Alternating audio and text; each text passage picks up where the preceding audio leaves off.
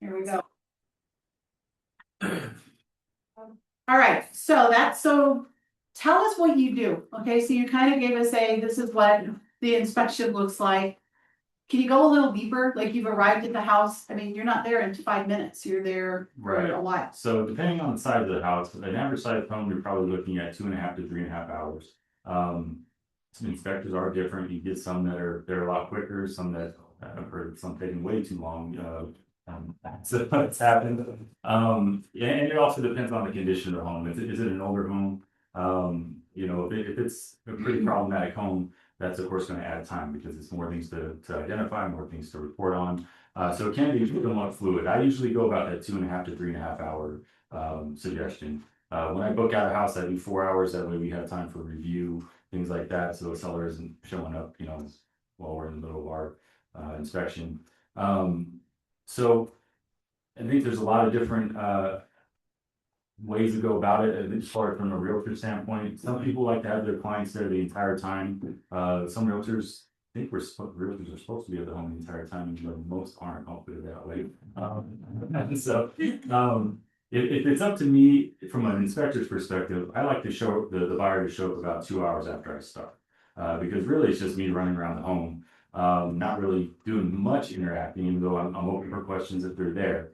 But I have a lot of things to look at. 10 minutes in the home, I can't really give you many answers. So I like to have that time frame. And then when they're there towards the end, I might still be going just a little bit, but it also gives me the opportunity to do an overview and a review of, everything that I found. If they have any questions, I'm there for that. But that's usually the most ideal, efficient process as far as the home inspection goes. Okay, so when you're checking things, how are you checking them? Like, how do you check the roof? How do you check electrical? Like, I think we've all seen those things. Like, what does that really look like? So I walk roofs. I know there's a lot of inspectors out there now that use drones, and someone will go to the edge. I'd say there's probably maybe 5 roofs a year that I can't walk just because of height or conditions. But really, it's getting up on that roof and walking around and really getting a close-up view. A lot of things, there's also specifications. If it's a new build, you're not looking so much for surface damage. You are, but it's a lot of install related type things. So you can really see those from the ground, flashings, penetrations, things like that. On an older home, I'm definitely up there. You want to get a closer look because hail damage and even shingle deterioration, really from the ground, you might not see any of it. You really got to get up close to really see those dings, and if there's any fiberglass coming through, things like that. When you look at things like electrical, I am an electrician, so I might go a little bit farther than your standard home inspector. But I'm testing every single outlet in the home, every single light, 3-way lights going back and forth, opening up every panel that I can get into. I'd say 99% of home inspectors out there don't have an electrical background. So I'd say that's one problem area for most inspectors. But I know what I'm looking at, so I'm confident about that. As far as plumbing and things like that go, when filling all fixtures, I let water sit. I probably run every shower and bathtub probably at least 15 minutes to 20 minutes. Flush every toilet probably 3 to 5 times. So really just going throughout the home entirely. Jumping in the attic space, looking at insulation. Is there any moisture coming through onto the sheathing in the roof area? Any damage to trusses or roof rafters? Any type of framing conditions? And it's a very intricate process. I'm usually multitasking and compartmentalizing things as I'm going through. And then towards the end of the inspection, it's really a work my way down the home, where at this point I'm looking for a lot of structural type things or indicators, settlement cracks, looking for moisture since I've already ran a lot of moisture in the home. Anything that looks, uneven or wonky, so to put it. Technical term. Yeah, technical term. And at the end of my inspection, maybe not every home inspector does this, but I know it's becoming more common. I take an IR camera, an infrared camera, and I go around the house because even moisture behind drywall, a lot of times it may not prevent itself. And I've had it many times where aim an IR camera and it's just a big blue spot. And so that, and then take a moisture meter to it. That's HVAC. So yeah, that's part of the integral part of it as well. So in the wintertime, right now, we can only really test heat. You're not supposed to run an AC when it's below 60 degrees out for the previous 24 hours. So we have limitations when it comes to that. But usually I'm running the heat, and again, with that infrared camera, it lets me go around and check every register. I might open a few of those to see if there's a lot of debris or dust or things you don't want to be breathing in. And then I go down to the furnace, I'll pop that cover off, and I'll take a look at the interior components and the filters. You know, this goes into that point where, you know, we're only home inspectors, we're not HVAC technicians, so it really is just a general overview. Do I see any signs of damage? You know, is it heating? Is it cooling? You know, is there rust anywhere? Does it show that it might be leaking? So it's pretty in depth, but usually, I think you know, or anybody who's seen my reports, usually it gets down to a recommendation for servicing by an HVAC tech, because I hardly ever see HVAC systems that are serviced like they should be. So. One question, what were you saying about you can't turn the AC on if it's below 60 degrees? So that's a manufacturer stipulation. So Lennox, Carrier, all of them, some of them are 65 degrees. You can actually damage the system when you run it when it's cold outside. I mean, if you figure, you know, you run your AC when it's 90 degrees outside, so it's bringing down all that coolant is cooling. So if it's, you know, 40, 50 degrees, it's going to bring it down even that farther, which can cause further damage to the system, freezing basically. Yeah. Okay. Any questions on the general inspection? No. What's radon and how do you test for it? So radon is a decay product of uranium in the soil. So uranium will decay to radium, and then when it becomes a gaseous form, that turns to radon. Radon is the second leading cause of lung cancer outside of cigarettes. In homes, they tend to collect it. There's what you call a stack effect. Naturally, you know, just having, you know, bathroom fans or even your furnace and things running, it creates a negative draw. So it'll draw all that radon into your space.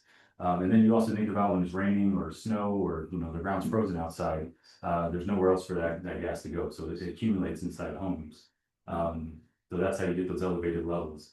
Outside, actually, radon's around us at all times. I think it's an average of 1.3 on the exterior. So anytime we get to a level 4 or above, mitigation is recommended, which is a pretty simple process. I've heard about $1,500 now for those systems. And it usually takes less than a day to install.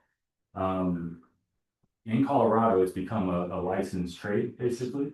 I think it was about 3 years ago, if I remember right, they dropped it on us. They didn't tell us any of us that you can get a license. So there's a ton of home inspectors out there doing radon testing that were unlicensed. That was not fun. And then we got to go to school immediately and do all the stuff that we already knew how to do. But so make sure if you're doing radon testing, it can't just be, you know, an at-home kit. You know, you can't just do the charcoal kits like some people like to do, or you got to be licensed and for the state and also certified through one of the national associations. The same thing with mitigation. There's 2 different licenses. You have to be licensed to put in a radon mitigation system now. So yeah, it's a pretty simple process, a 48-hour test minimum. You know, we use higher end testers than what you get at Home Depot, so they're usually more accurate. They give you the ability to go in and out of the house without leaving windows and doors open for long periods of time, and still get an accurate result. So yeah. Okay. What's the sewer scope look like? Sewer scope. So sewer scope pretty much is pretty basic. I would say most of my home inspections now have sewer scopes. I think most people understand how problematic and expensive a sewer can be. I know there's certain parts of the country that's still pretty uncommon to do, which is kind of surprising because, yeah, I think it's up there top 3 as far as things that I would want checked if I was buying a home. And basically, pretty basic. We find some form of clean out. Hopefully there's one present that we can access in the home. If not, we have to go through a roof vent or even through a toilet. But we basically stick a camera down the line. We go from the house to the city connection and look for any number of items, you know, type of pipe material, condition of pipe material, bellies, crack, lube intrusion, breaks, offsets, anything that could collect or cause a leak. And then we put together a report. We give you a video of this. You want to see the video of your sewer line.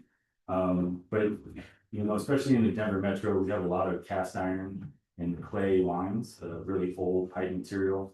And these lines are technically past their life expectancy, usually about 40, 50 years out of those pipes. So still in use, and there's a lot of defects in those pipes. So a lot of maintenance to be done and quite often we are. So we're seeing more and more, not on public sewer, Mhm. but septic systems. So how does that play a role in what you do?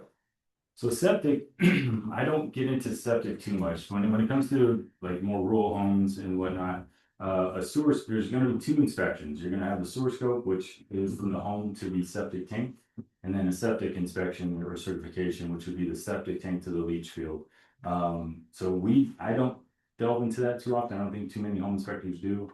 I will say, it doesn't matter if you only have 8 to 10 feet from the home to the septic tank. If it's in close proximity, for whatever reason, when those rural homes, I quite often find it right where that pipe goes out of the home, it drops immediately. For whatever reason, I find bellies quite often there. So even if it's only 5-10 feet to the septic tank, it's still hugely important to do a sewer scope because you don't want to be left without and just not seeing that. Yeah. Any questions? You guys want to see a report? Yes. All right, Stacy? Yes. One moment, let's find it. We want the actual report. Yeah, we'll do the summary, yeah. We don't need to look at the radon one, I mean, we can, but yeah. 1 second. You're good. Let's look at. Questions in Zoom land? I just loaded it. I know. It's pretty interesting though. Good? The summary or the full report, sorry. No, just go to the summaries. Okay, 1 second. We don't need to look at 32 pages of stuff. Right. Apologize. It was pulling up the full one and not the summary, so I don't wanna, like you said. I mean, you could, we could just look at the summary pages, that'd be all right too, so. That's true. Okay, let's do that then. Share. Where is it? Here it is. Share. Okay, hang on 1 second. Right. Okay.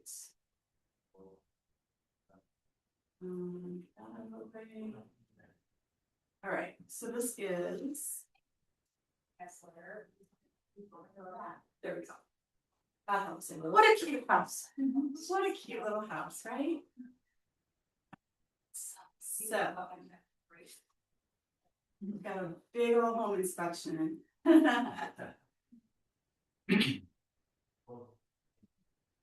We need to go through it, these first couple pages. I'm thinking you want to start here at your They summary, definitely right? help, especially the page above. This one here, Yeah, okay? because this helps you. I know, if you have issues, you want to know what's serious and what not. These action words right here really help you digest the information because there's always way too much information, and I understand that. So really, understanding what attention, repairs recommended, and action required are can really help you and probably in your resolution process as to, and even in communications with your client. What should they be paying attention to and what is just general details or minor maintenance, minor repairs. So pay attention to this. I always highly suggest people pay attention to that page. And are those terms the same terms that all inspectors use, or are those WINS words? So those are our words. I know a lot of, I'm sure you've seen all kinds of inspection reports. I've seen a few too that are just out there. You get all gamuts of it. So no, these would be specific to us, but I know a lot of the inspection softwares now are doing something similar. They have similar terms. And then we go to this says we're going to be looking at a summary, right? Here we go. Would you like me to just walk through So let's pretend that we're at the inspection. So he's done the inspection, the buyer is there with us, right? We as the buyer's agents are there. By the way, though, listing agents are not there. Okay, and so AJ's going through the summary with the buyer. So we'll just pretend this is the order you're gonna do it, so that way we're reviewing the report and doing that activity together. So, okay, AJ, what'd you find in my house? All right, so, well, like I said earlier, this is more of a progress or performance report, so remember that. So things like this, like outside, so lack of caulking, you know, this is where we can have pest entry, we can have moisture entry. It's a simple fix. It's really just sealant and maybe some backer rod or something to fill in that hole. Something that a handyman could take care of. But this needs to be repaired to prevent any larger scale damage to the home. Okay, And then this, you know, these are, notice how I went to attention on this one. These are really just those general notes. They're, you know, window screens, you know. We get a lot of hail in Colorado, so quite often you're going to find some damaged screens if people don't replace those. Those are simple, easy fixes. Nothing major to the home. It's more of a convenience thing, of course.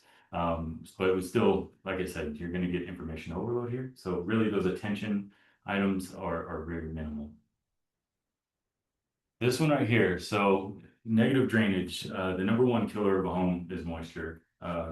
We want to keep all moisture shedding away from the foundation, not only for moisture intrusion, but it really can impact your foundation and cause you a lot of headaches and a lot of money.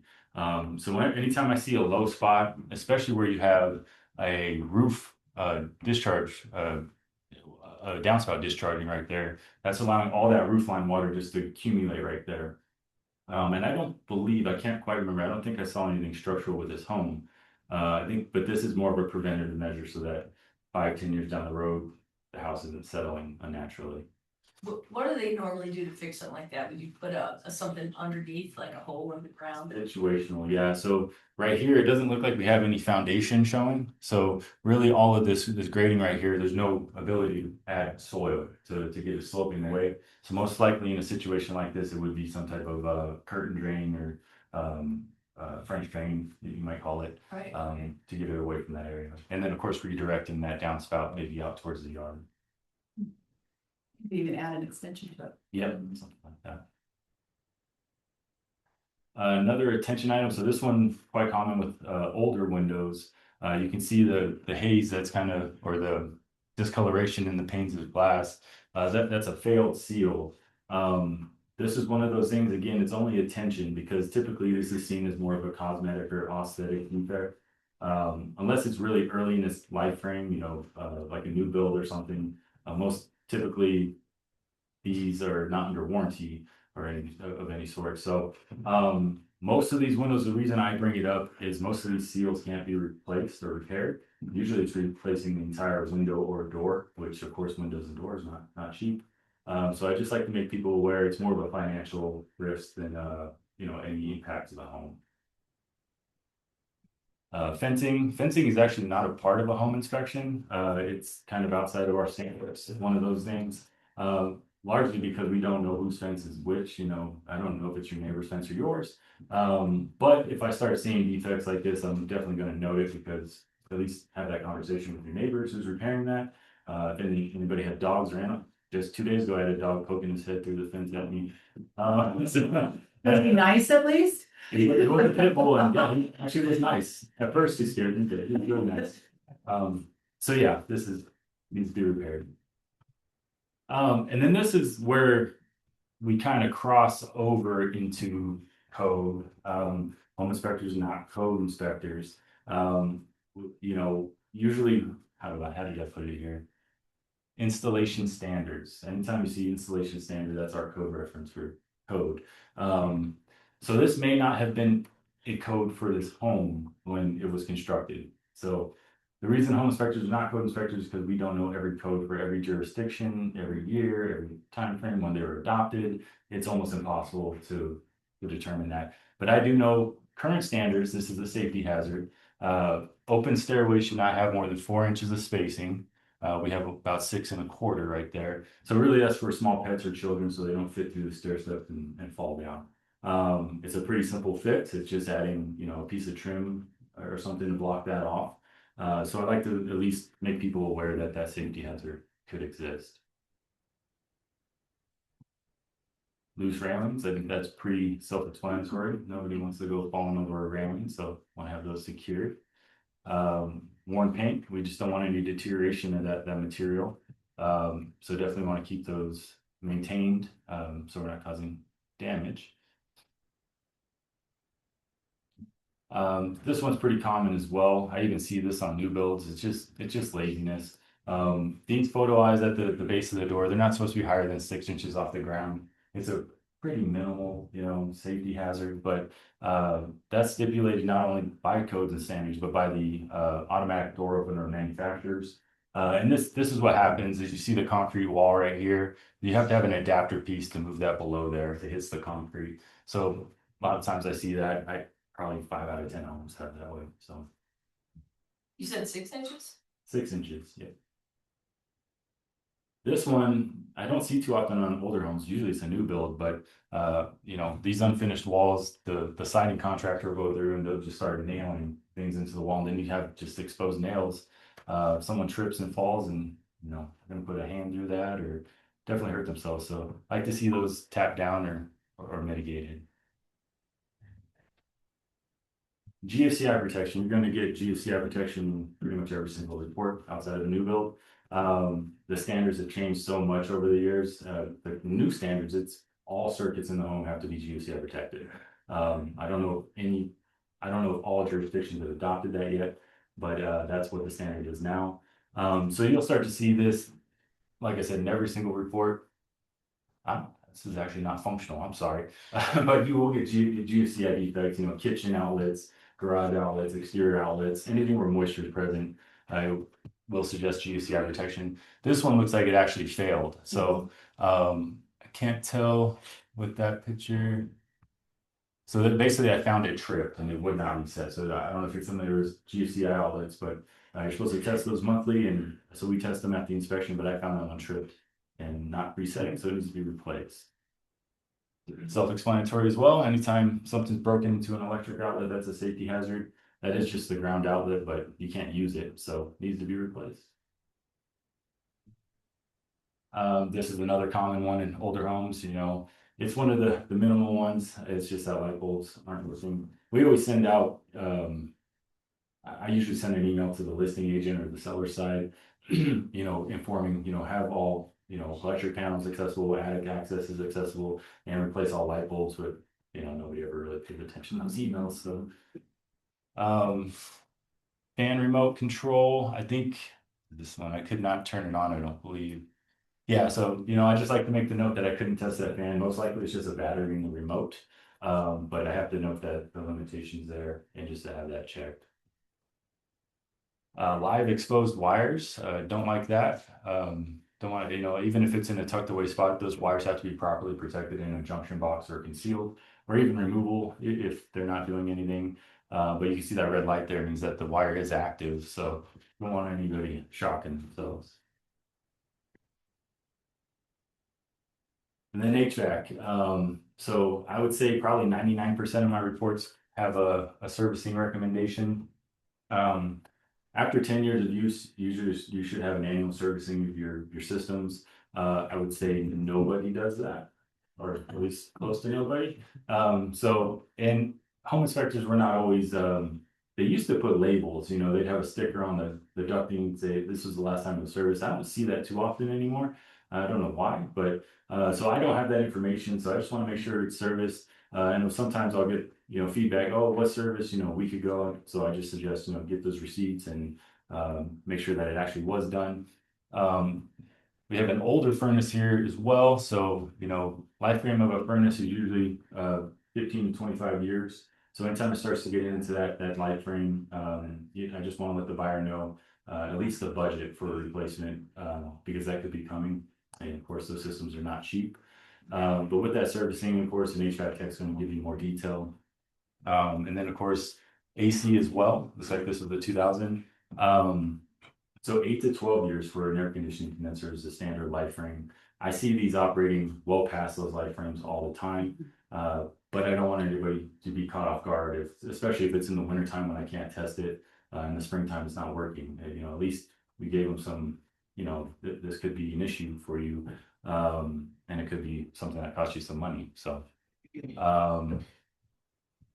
I want to make them aware of that.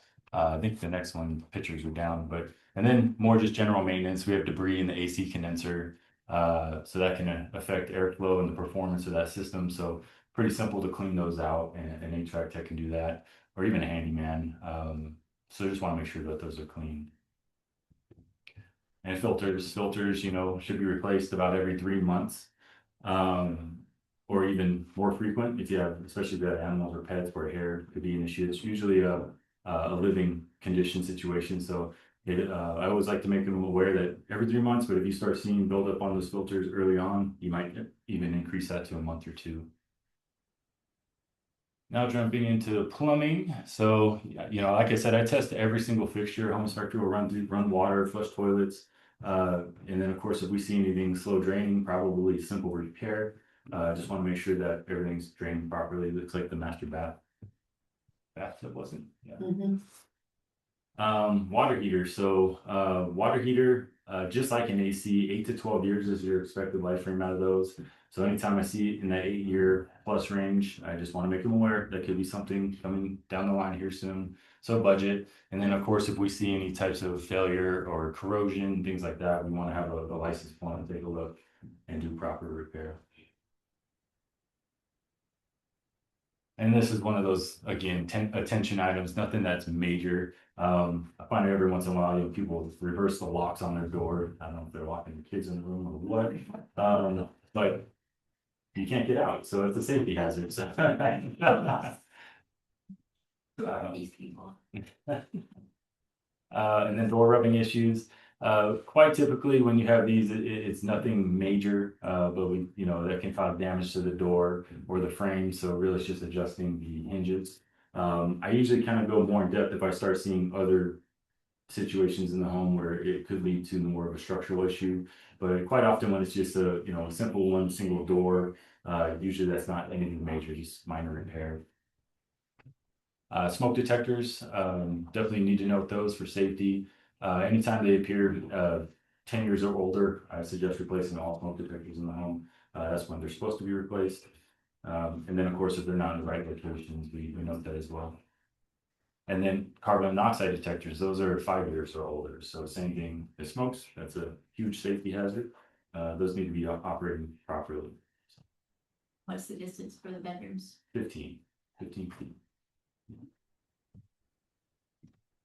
And then things like this. So I think this was a past leak, but definitely want to make aware of that because those areas might need to do some further cleaning, maybe a antifungal solution or something like that.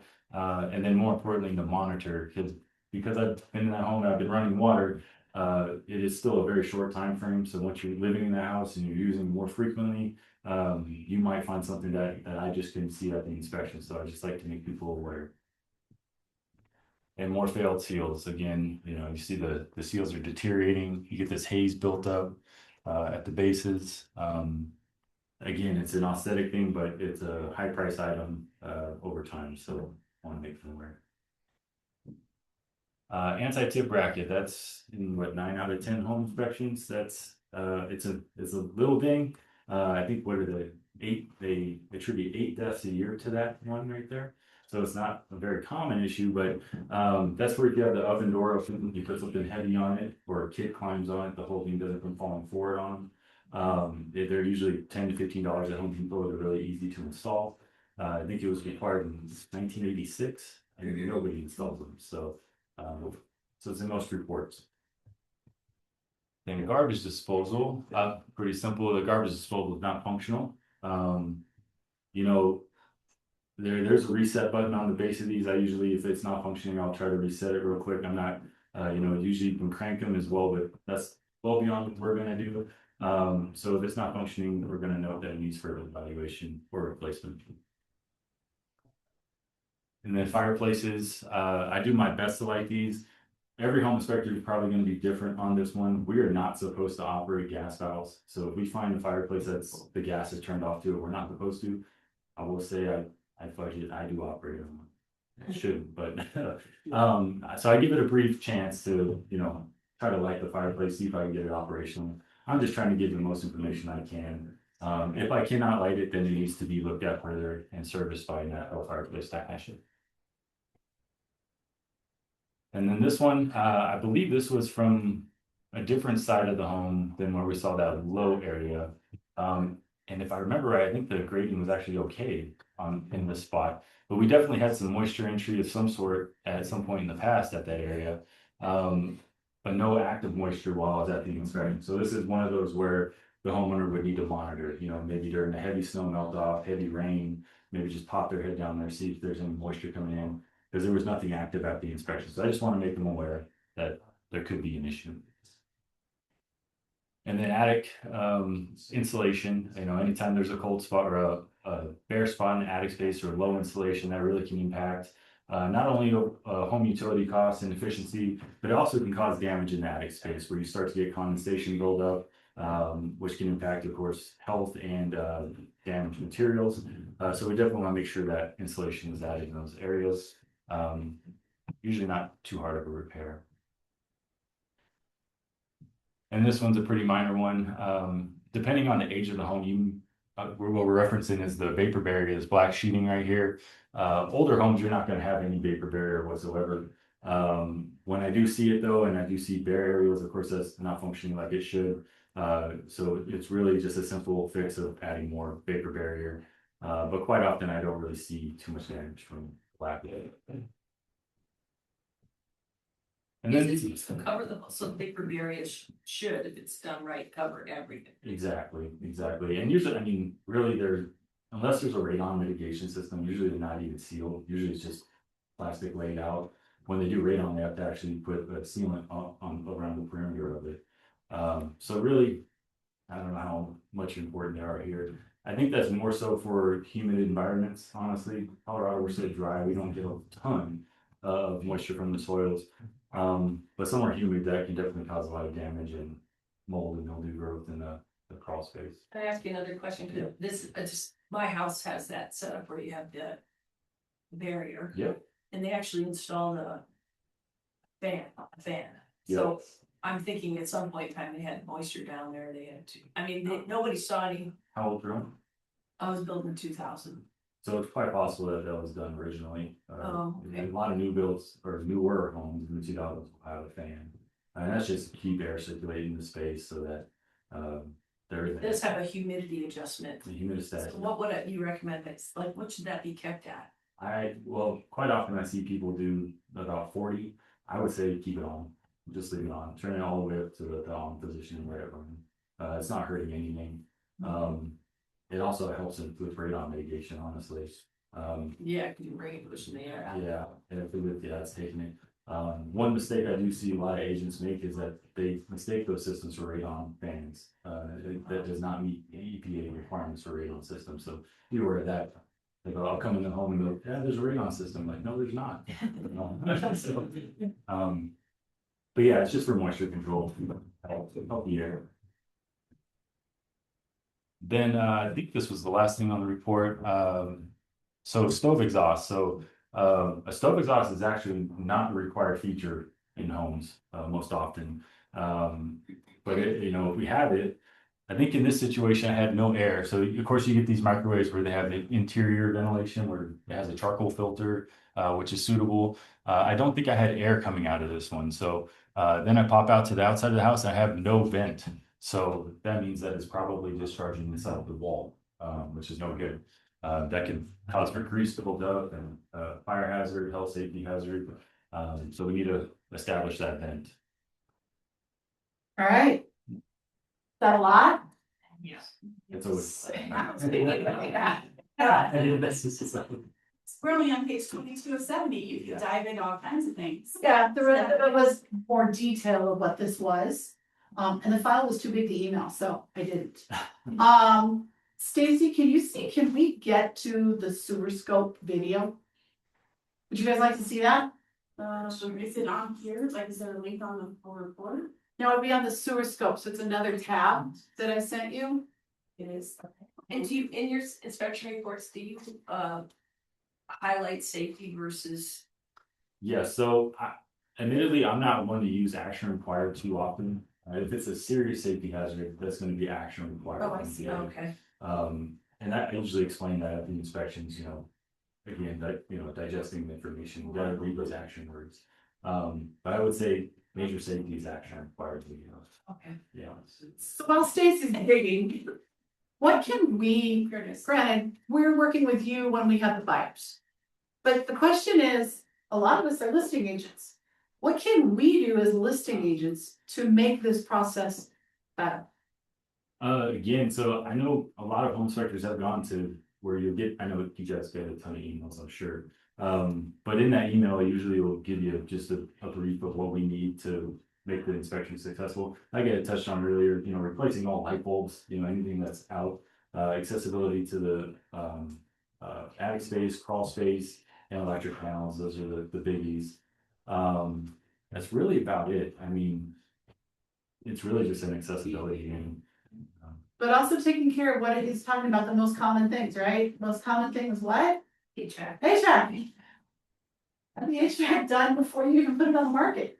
You know it's gonna come, good point. right? You know, Make the receipt on the counter or, something that way I can be like, oh, okay, it was, and the buyer will know as well. So you need it prior to. Have it certified or have it serviced or. Yeah, just have them do a general review because a home inspector, like I said, it's very basic. An HVAC tech will do a lot more than we can. They can go way deeper in the system than we can. So they can give a lot more information and details. Okay. So yeah, that's a good point. Any other questions here? Does it make sense to have, actually under pre-inspection prior to getting under contract? So, Or is it kind of, yeah. you don't know. have to- I'm gonna take that one. That's a strategy question. And so we'll use that for a different class if that's fair, but that's Yeah. totally a strategy thing. And I think it depends on the market, and I think it depends on the property, and I think it depends on the seller. Okay, I wanna see the actual, wanna talk about this, or just go to the recent link? so, yeah, so this looks like a summary of what you found or didn't find in the sewer line. So yeah, it's like it goes functional. Okay, let me see if it will, I couldn't click on it. I tried the other day. I can't click on it. So I got it to open when I had the original, I wonder if we can copy it into a URL. I can't even like, hang on, No, it's being naughty, okay, let me see Well- if it'll- no, I don't want this. okay, Sorry, I'm not, you're it's good. not letting me use it. Okay, that's fine. All right, so that was how we would talk, right? And maybe some of those things, if I wasn't there as the buyer during the whole inspection, I'd say, I don't understand, will you show me, right? So always make sure that your clients understand what he's talking about, right? And that day, I remember Wade was following you, like, he stayed away, but man, the minute we did the summary, it was like, show me, show me, show me, show me, show me. Right? And so that is a good thing for your buyers to be able to see it, because then they really understand it. Yeah. Right? So now, do we have other questions? This is timing almost. For you in your inspections, do you give them suggested times for like the recommended repairs? Like this should be like your framing, your house should be repainted within probably 5 to 10 years? Or do you give recommendations say to them or? So I wouldn't say I necessarily go over all those timeframes like in person. I know with my service, it's called a home binder. They get a separate email that has maintenance, well, it actually gives you automated emails. So you get, every month you'll get, you need to do this, or this, clean your gutters. Okay. But there's also a maintenance guide in there that they can open and it gives all those kind of timeframes and Okay. how often you should be doing things. So. Awesome. All right, any other questions? I guess I need my buyer's agent. Yep. It's coming. Thank you, thank you, thank you. Would you leave some cards? Yes. Cause I know some of these, there you go.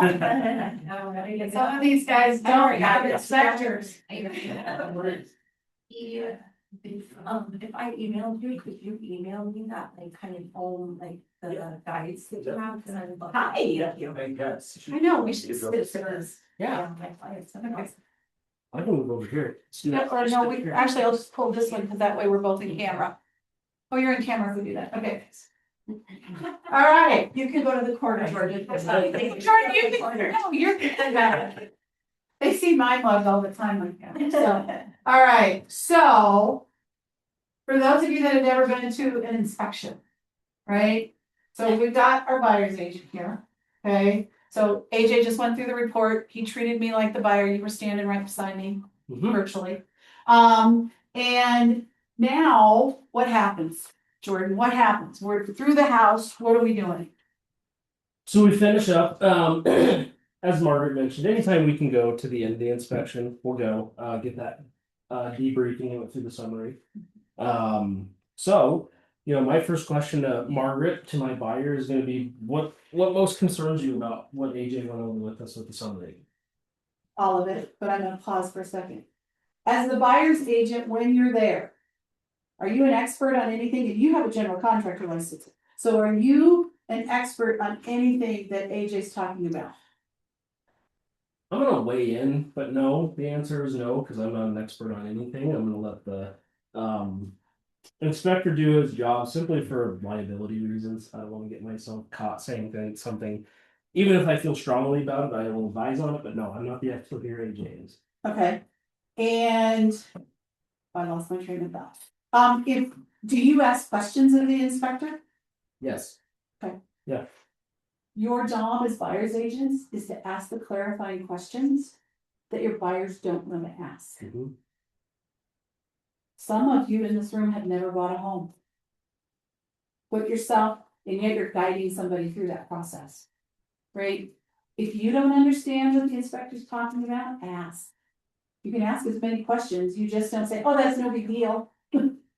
Or, oh, that'll only be a couple $100, don't worry about it, right? So you gotta be careful, but remember, you have a fiduciary responsibility to your buyers. And first-time home buyers especially don't understand what they're talking about. Right. Right?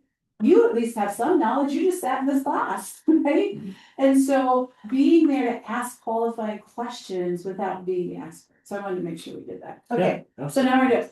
and I want it all fixed, I like, was just gonna say, and I'm glad you brought that up because, as Margaret prefaced, partner with a home inspector that's going to help you and not hurt you.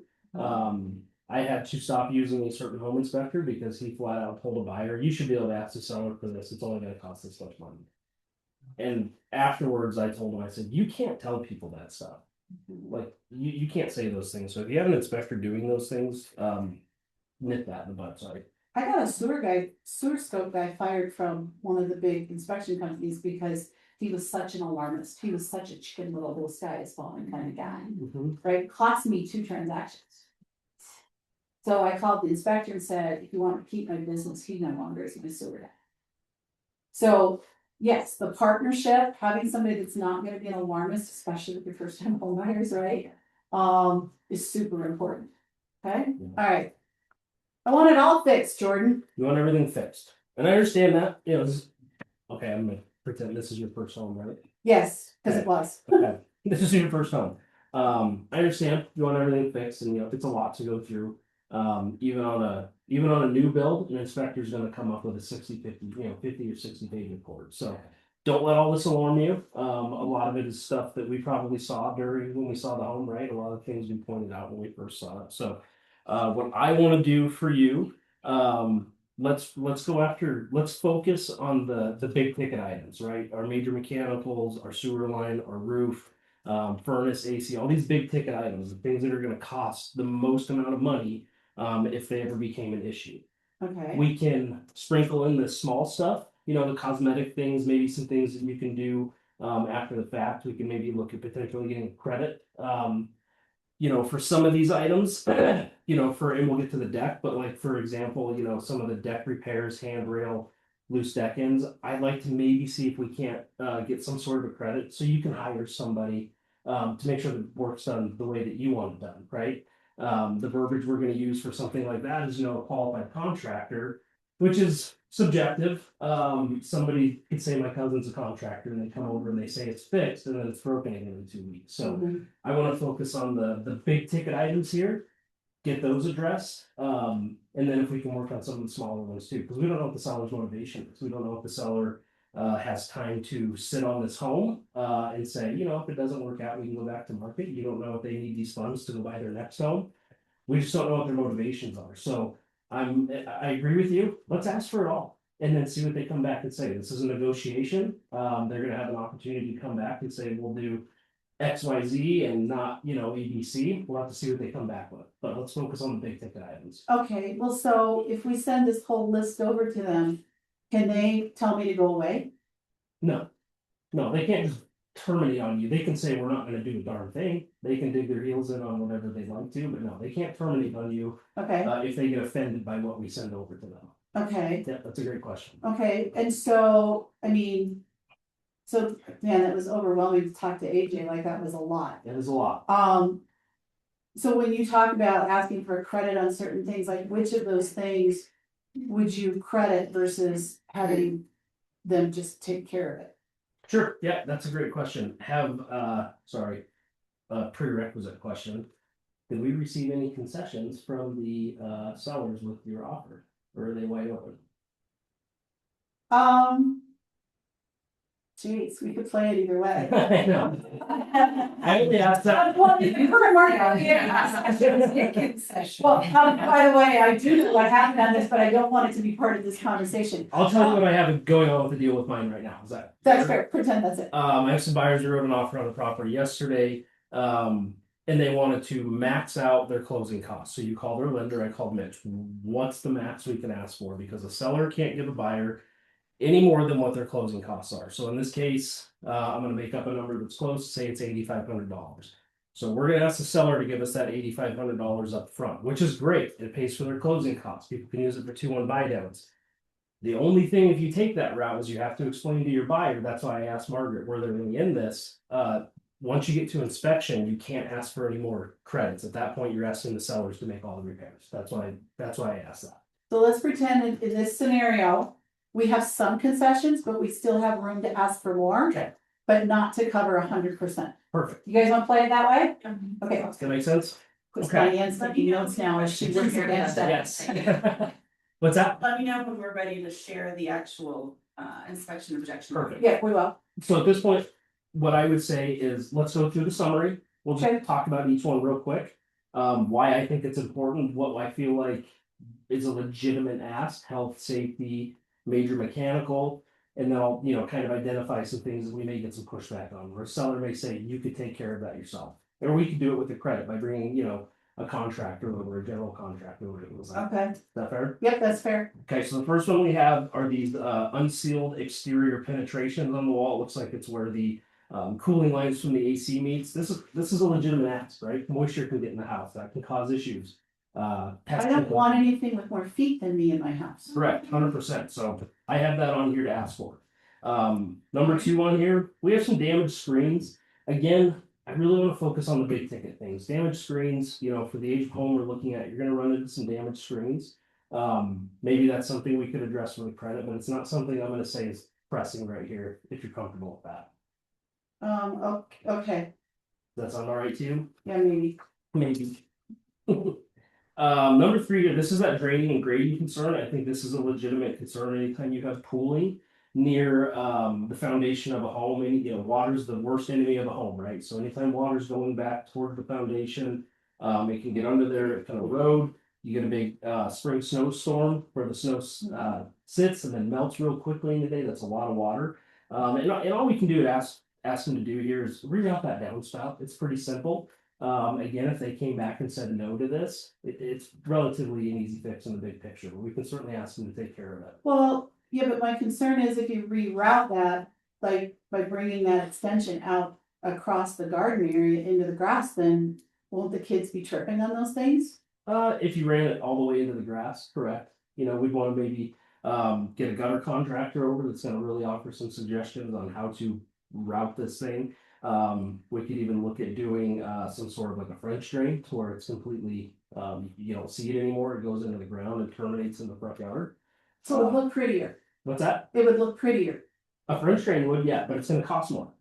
Right, and at this Well, they point, could pay for it. but potentially, Okay, they could potentially pay for it, or they could say, that's a downspout, you could reroute that yourself. That's a realistic response that we could get from a seller from how that. do you do that? Do what? Is that big ugly black round thing that people have on the ends of their houses? Is that what you mean by rerouting? You could use rigid material like what they have installed and just make a 90-degree turn and turn it out somewhere else. Or you can go to a corrugated piece, yeah. Okay, But in the big picture, relatively small. We just want to make sure we want to get the water going away from the house. as long as it's pretty, okay. Okay. Reading the face. Huh, I'm reading the face. I'm trying to go hard. Yes. We have the Well, and this is towards the end as well, but we have the slider, it's lost its seal. This is kind of a tricky one, so I wanted to get your thoughts on it. You know, as AJ pointed out, the door is completely functional. This lost seal does not affect the functionality of the door. It's more of an aesthetic thing. Where it loses the seal, it's letting a little bit of condensation in. It's probably going to get worse over time. But you know, maybe it's one thing that you budget for in the future if you ever want to do windows, but wanted to get your thoughts on that. Well, I don't like dirty windows, and that looks dirty, and I know we thought that's all it was, but he made it sound like that's pretty expensive. Yeah, brand new sliding glass door that can, yeah, Oh, they need to give me that. they need to give you a new door. Yeah. Okay. Yeah, that's not in the objection, but we'll take a look at it. Yeah, that's pretty good. I just add that in. Yeah, I know, I am 15. Thank God you're not really the fire. Scripts. You were prepped. Because what I would, you know, typically say is, you know, the lost seals in the other windows and this. This is something that we saw when we saw the house. We knew about it ahead of time, and I feel like we reflected that in our offer as a response we could get from the seller. We'll put it in there. Yep. I guess I need to win the Powerball. Okay. Two bargain wars, guys. The next one here, on our summary, this is that fence in the back where it's leaning. I would certainly ask them for that to, and we'll use the correct verbiage in there to, you know, not just let them kind of slap it back together to make to make the backyard secure and make sure it's not gonna come apart again. Okay, yeah, I want that. Yeah, because you have dogs, right? Yes, and that dog next door barks all the time. I don't Yes. like coming over here. Yep. The rear deck, you know, this is something that's gonna land under health and safety items. You have the rise over runs a little bit too tall for the stairs. This could have been a, you know, not built by a contractor with a permit, which is fine. You know, it's a set of stairs. There's nothing structural in the stairs, but stair treads are technically too high. But what I do see here is it does need a handrail. That's a reasonable ask for a seller to install that handrail. Again, if we get pushed back from the seller on that, that's something we could potentially get you a credit for, and that's one of those items I was mentioning. You know, you might want to hire your own contractor for that, because again, you don't want the seller's cousin coming over saying, "Oh, I can do that," and then it's not done the way you like it. Because whatever handrail they install, they can do it the cheapest way possible. Whereas if we get you a credit, we can get you your own contractor. You can pick out the color, the placement, make sure it's done properly. Got it. Do you know anybody? Yes, I do. Okay. I wouldn't refer to you though, you're mean to everyone. The same's gonna apply for the loose, that's what I was mentioning when we first started. Again, in regards to credit, this is something I would probably see if we couldn't get a credit. Again, to get a legitimate contractor, I'm happy to give you my guys' information. I only refer them because I know they do a good job and they'll do it right. As opposed to, you know, the sellers doing a little bit more of a cheaper band-aid fix on something. Got it. else. Okay. Yep. That seems reasonable. Yep. You know, the next one on our summary here, you have some peeling paint. You know, again, we saw that with the age of the home. Mhm. You know, we could ask them to paint that, but that's gonna open up a rabbit hole, because now you have new paint here. Are we gonna ask them to paint the rest of the house and the rest of the Yeah. trim to match this? Yeah. Oh. You asked for that. Well, hold on, are you an FHA or VA buyer? No. Okay. Peeling paint, What was his issue with the paint? some peeling paint. It's peeling Just on like one section? on the handrail. on the handle.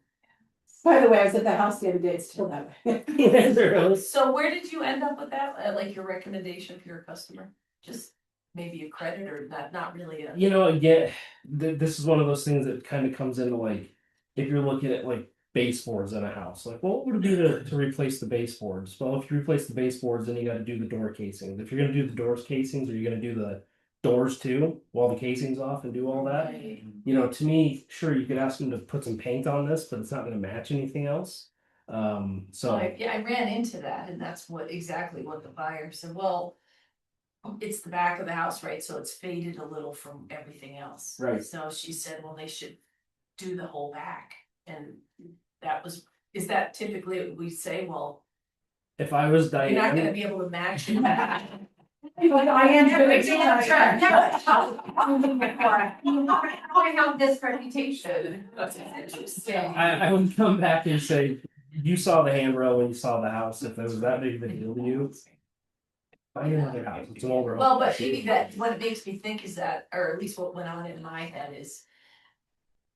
the last time I made an offer, right, I wasn't really thinking of engaging it. There wasn't much wrong with the house, but I guess it's like a little note to self that when you are making an offer, you should be considering some of these things. Yeah, It's visible, absolutely. if it's visible, yeah, because you'll get that rebuttal from some listing agents. Well, you should have seen that when you saw the house, and if that's a concern for you, you saw it, right? It's I not mean, like that it's seems something- very self-evident, but it's, you know what I mean? Yeah, and it's tough. You're not going to catch everything. I'm not being a normal buyer either. Right. I can But type.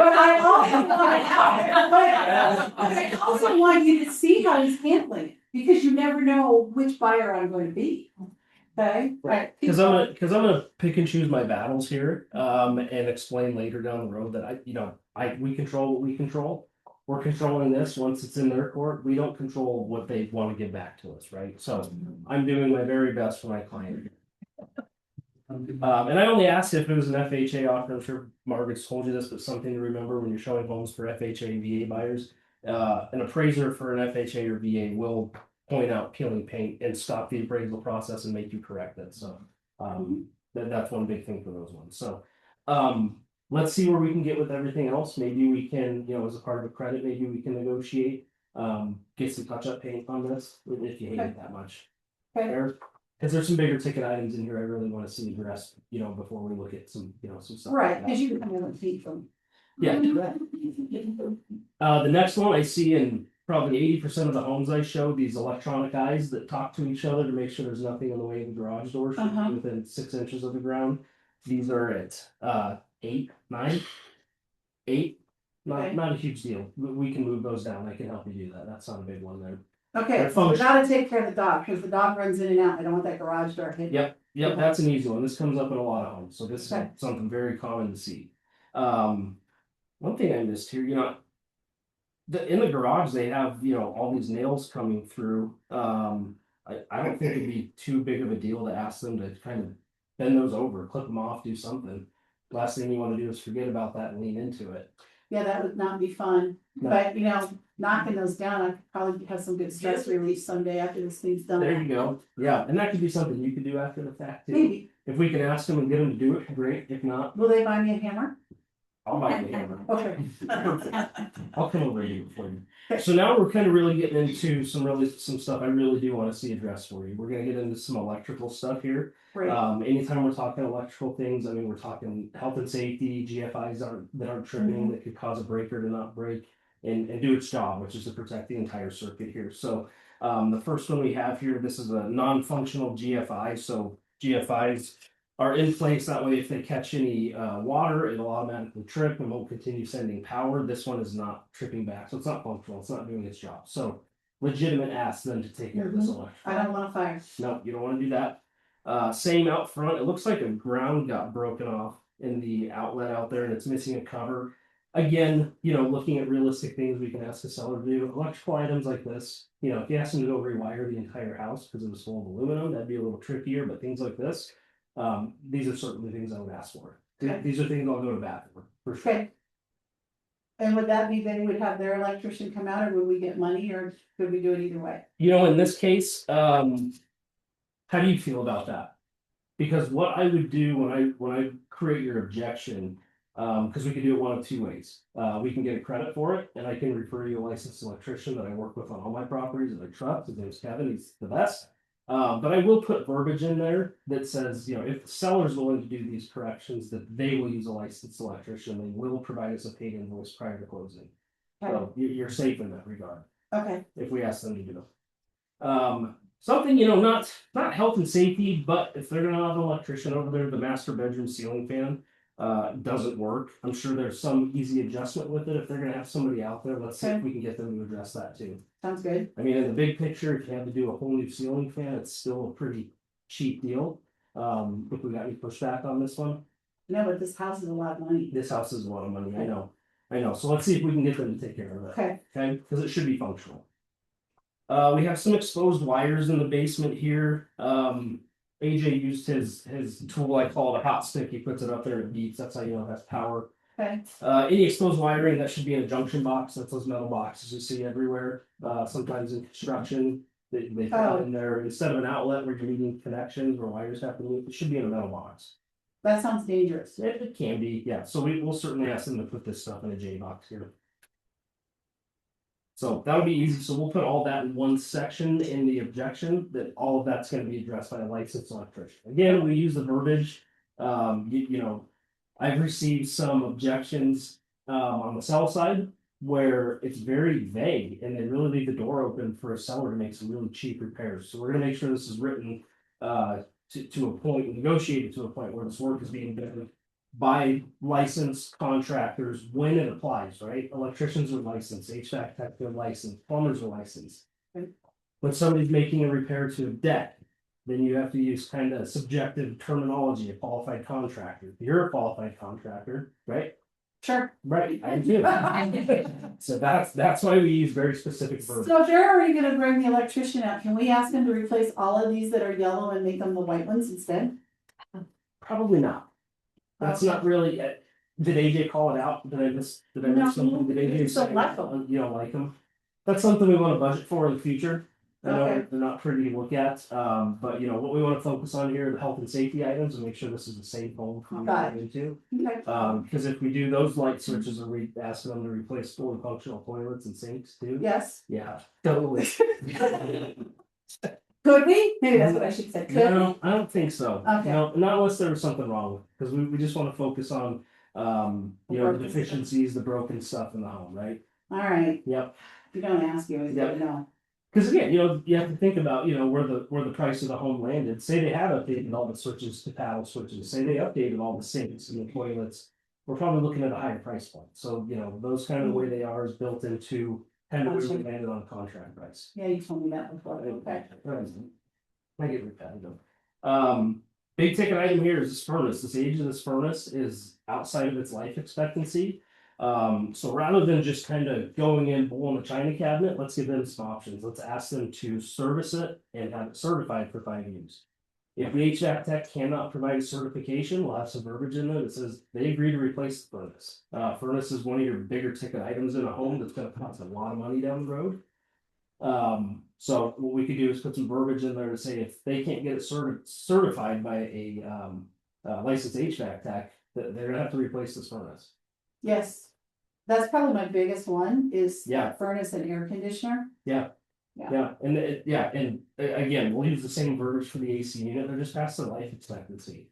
You know, I've seen furnaces last 40 years if they're well taken care of, but what we don't wanna run into is you call me in a year and say my furnace went out, it's gonna cost me $7,500 to replace it, we don't want that. Well, AJ showed that filter, it's disgusting. It's bad, yeah, they haven't really taken care of it, and then worst case, What is the norm? You said a good one, you know, something can last 40 years, but what is life expectancy? AJ said 15. AJ says 15 to 25. I think anytime I see anything over 15 to 20, you're kind of asking for some stuff on it, and again, depending on what the inspector finds. I've had inspectors open up a 30-year furnace and they say this thing looks meticulous because they actually took care of it and serviced it. So a lot of it depends, and I've had people open up furnaces that are 5 years old and they're like, this thing is trash, something happened here, this is bad. So it really depends on what the inspector said and found. So when they open it up and it's dirty, you know, they have the verbiage in here, which is honestly boilerplate verbiage for all inspectors, recommend further evaluation. In this case, that's where it makes sense to do that. So we'll use that same verbiage for the AC unit, because they're both older. Yep. And they're big ticket items, you know, to do both, you know, you're probably looking about 10 to 12 grand for the size of the home. Okay. I'm only saying that because I'm working on a house now, and that's how much it costs me to do both of them.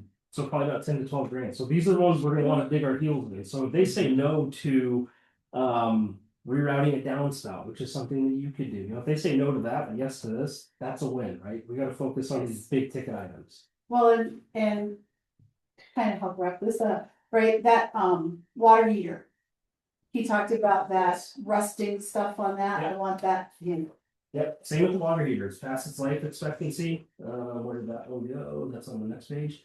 Same with the water heater, we're gonna want that, I don't know if they can certify it, I think we just ask this for a replacement, or credit for it.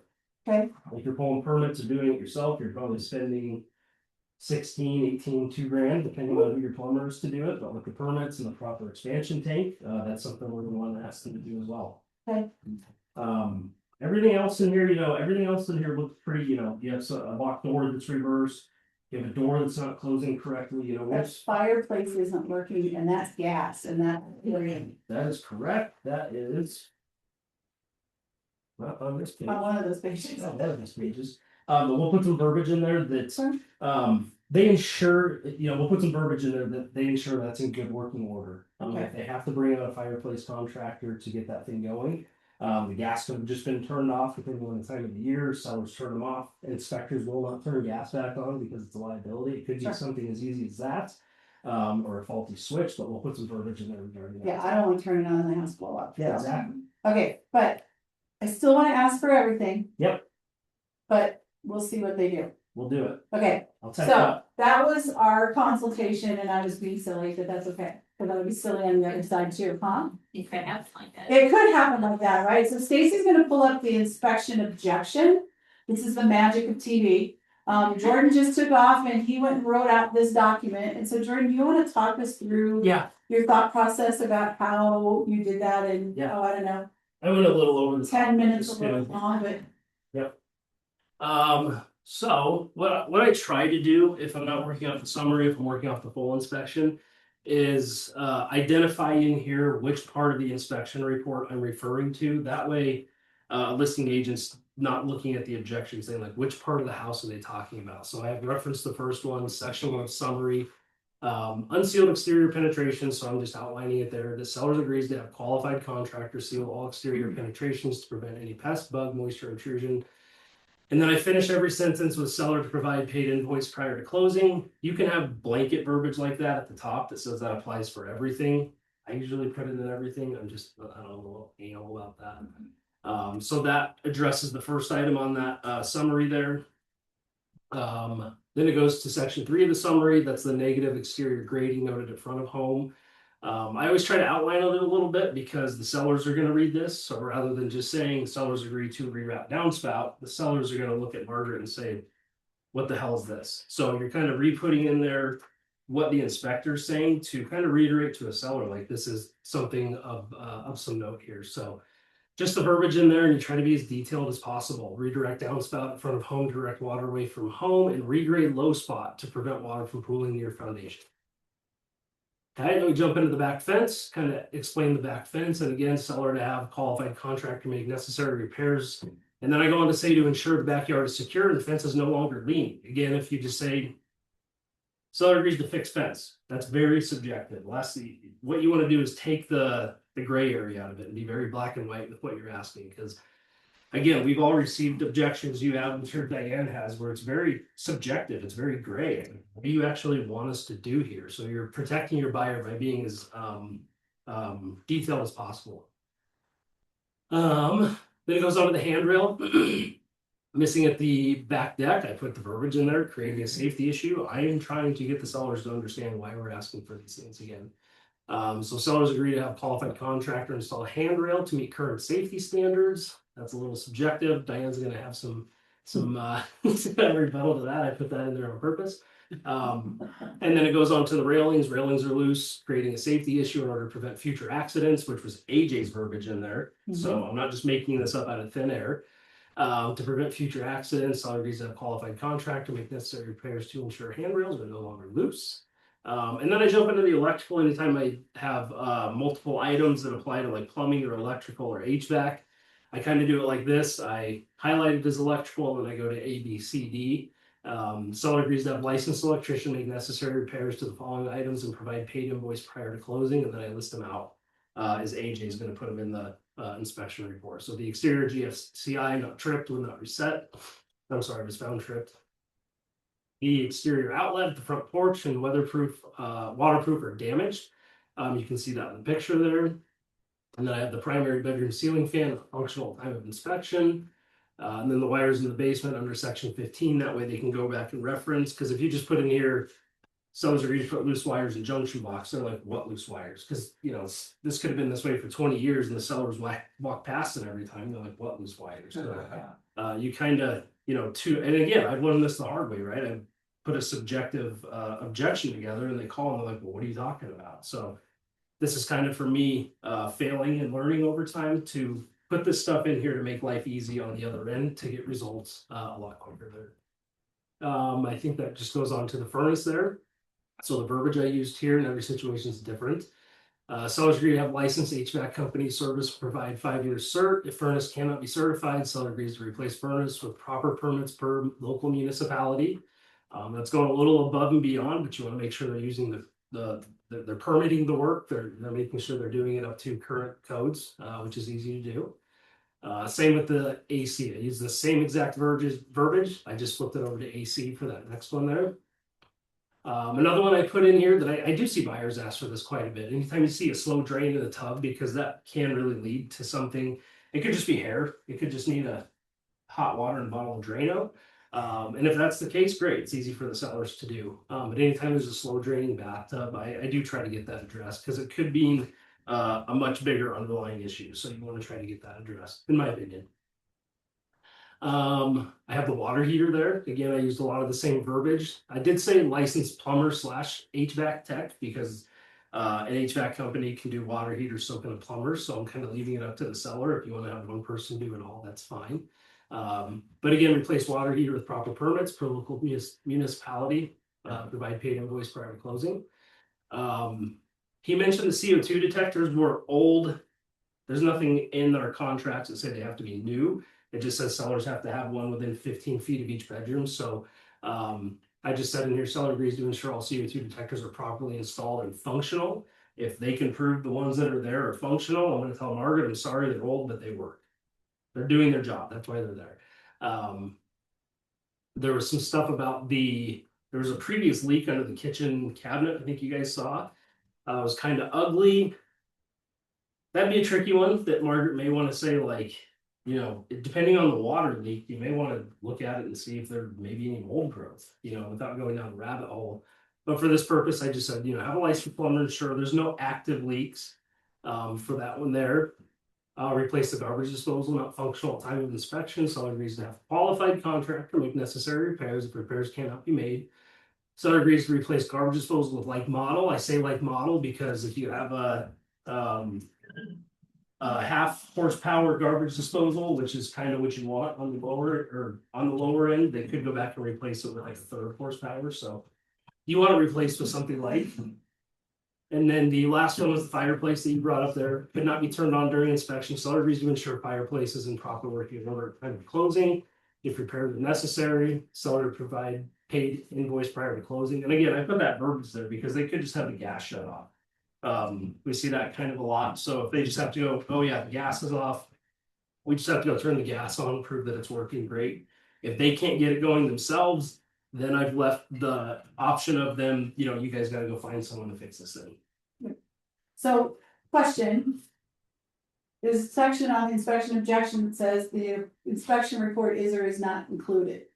On this one, because of the amount of stuff, what would you do?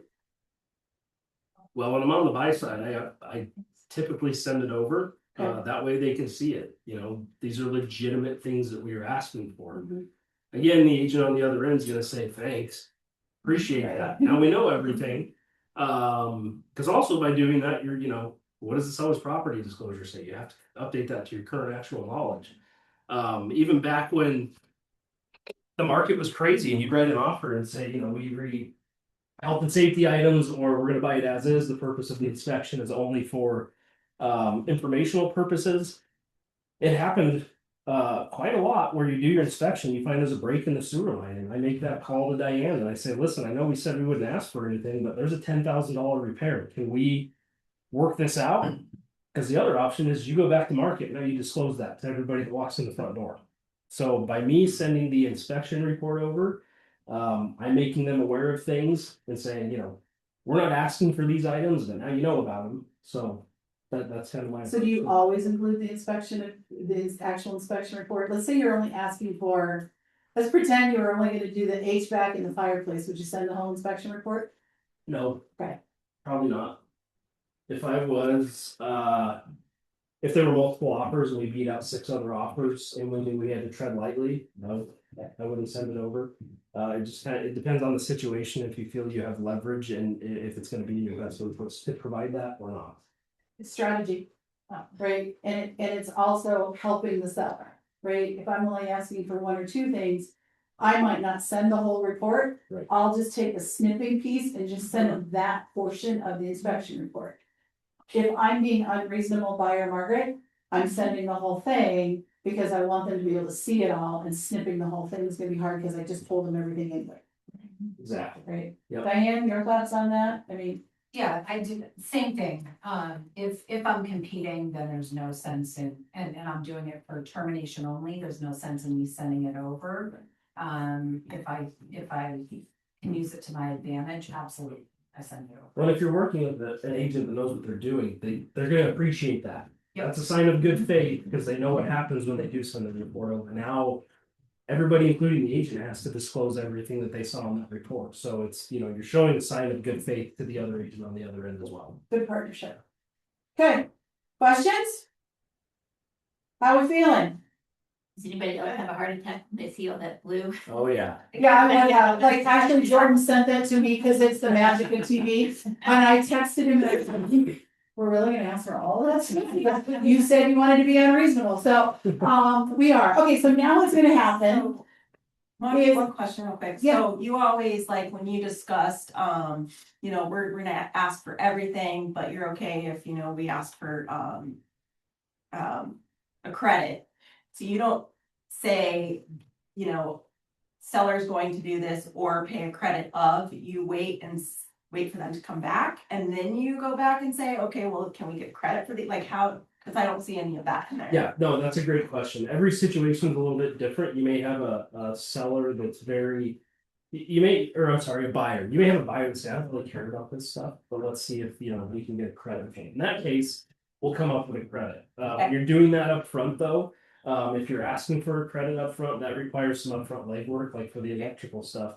You better have a quote to back that up with, because that's where I'm at. On the sell side, like, you want $2,500, show me why it's gonna cost you $2,500. Right, so it does require some legwork, but yeah, in some instances, yeah, a credit up front. Like if there was radon involved here, typically, for a buyer, for Margaret, I would ask for a credit for radon. I would reach out to, we use, Mile High Radon now. They offer $100 discount for realtors. It's like $1,250. So I get that quote ahead of time. I send it with my objection. The objection says we want a credit for this. And I only do that because then Margaret has that money. It's $1,250 less that she brought to closing. She can call them, schedule it, and put it where she wants. You know, a seller could put that thing right by the front door if you gave them the option to do it. I don't think they would do that, but they could also put it in a really inconvenient spot of the house. So for radon, right, exactly. Yeah, exactly. Don't need that. Yes, So- great question. Sometimes we do, yes. And when it's radon, like, I don't even go get a quote for radon, right? To me, radon's a $1,500 credit, done. That's kind of like what most people see. If I happen to have the radon tech who does it for less than I'm the seller, I'll go, no, we're gonna do it for $1,250, and here's my guy's phone number, Right. right? But I don't go get quotes for those, because it's so common thread that it's not worth the hassle, So so. let's check out the crawl space too, and then. Unless you got a crawl space. And you also know what our radon tech charges per square foot of the crawl space too. Mhm. We could probably figure that out too and just, you know. Yeah. get those. Okay, awesome. Okay, so now what's gonna happen is Diane's gonna come up, and she's now received this objection. The sea of blue, that's what I. And she, before she even calls her seller, she's gonna have a conversation with Jordan. So this should be fun, because I don't think you guys have talked about how you're gonna do this at all, right? All right. Now, about as real as it's gonna get. This is gonna be fun. It's not right. Oh, boy. I'm calling you. Sure. All right, sure, great. Ring. Voicemail. No, I'm just. Ring. This is Jordan. Jordan, it's Diane Howard, Keller Williams. How are you doing? I'm good. How are you? Good. I just received your NLSC inspection report, inspection objection. Hey. Yeah, So, you know, obviously you've been in the business for a while. I'm sure you've counseled your buyer as to what's reasonable and what's Yes. maybe not so reasonable. Okay. Yep. Is your buyer a first-time home buyer? She is. Okay. So, do you think she's just too scared to kind of move forward? I wouldn't say she's too scared to move forward. You know, she's a first time home buyer. You know, I've kind of talked to her about what some realistic asks are. I've also pointed out some things to her we might get some pushback on. You know, where I left my last conversation with my buyer was, you know, I really want to focus on these big ticket items, and then kind of see how you guys, you know, feel about the rest. You know, she understands that I kind of prefaced her, you know, it's not going to be a yes to everything, but the goal here is, you know, let's try to make it a win-win, and not leave any major ticket items on the table for her. That's really my goal. Okay. So, I haven't had the pleasure of sitting down with my seller yet, but, I think there could be some shock on. Sure. No, her I end, get it. But yeah, I just wanted to have a conversation with you out of courtesy because Mhm. I'm not sure, given it's a spring market, if she's just gonna decide to go back on the market. Sure. This is a lot. Yeah, no, I was a little. no, taken I back. get it. I understand that. Yep.